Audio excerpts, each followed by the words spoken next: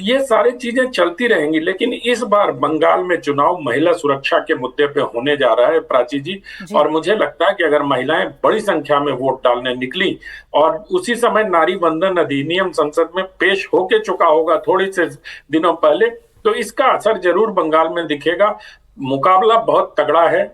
किस पक्ष में ऊंट करवट लेगा ये कहना बहुत मुश्किल है। ममता बनर्जी के आज जो 2 रैलियां हुई हैं वीरभूम में, उनमें मैंने उनका पूरा भाषण सुना। हम्म। बांग्ला में था, थोड़ी बहुत बांग्ला समझ लेता हूं क्योंकि राजीव जी। आर्य भारतीय मानव जी। भाषा है। तो इस लिहाज से मुझे लगता है कि ममता बनर्जी विकास की बात ही नहीं कर रहे। उन्होंने अपने प्रवक्ताओं को सेट किया कि टीवी पे जाके आप विकास की बात कर लो। वो तो बस दिल्ली, अमित शाह, मोदी, गुंडागर्दी, चुनाव आयोग, संवैधानिक संस्था, इन्हीं सब की बात कर रही है। दूसरी तरफ भारतीय जनता पार्टी सिर्फ और सिर्फ विकास और महिला सुरक्षा के मुद्दे पे बात कर। ठीक है, अब इस बात का जवाब मानव जी आपने देना है, लेकिन दो मेहमान है उनको ले आऊं आपके साथ ही। अजीज खान जी वो इंतजार कर रहे हैं, वो भी आपकी जीत का परचम लहराते हुए देखना चाहते हैं, लेकिन उनको शक है भारतीय जनता पार्टी की नीयत पर। अजीज खान साहब, भाई क्या दिक्कत है अगर बंगाल के चुनाव के बहाने ही सही महिलाओं को अगर उनका पूरा हक मिल जाए तो उसका तो स्वागत करना चाहिए ना आपको।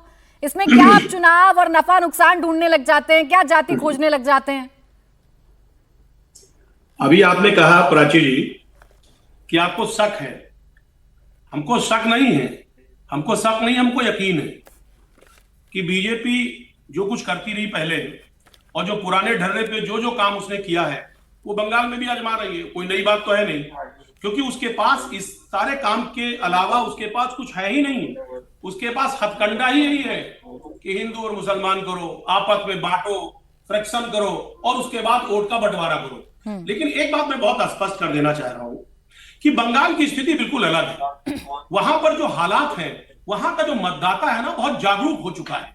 अभी देखिए किस तरीके के कांड पकड़े गए, हुमायूं कबीर और उसके बाद ओवैसी जी और बीजेपी, किस तरीके से ट्रायंगल फॉर्म हुआ। उसकी एक वजह कि बीजेपी को यह एहसास हो गया कि वहां पर कुछ दाल गलने वाला नहीं है, और इसी वजह से बीजेपी ने सारे हथकंडे लगाने शुरू कर दिए। लेकिन जनता वहां बहुत जागरूक है।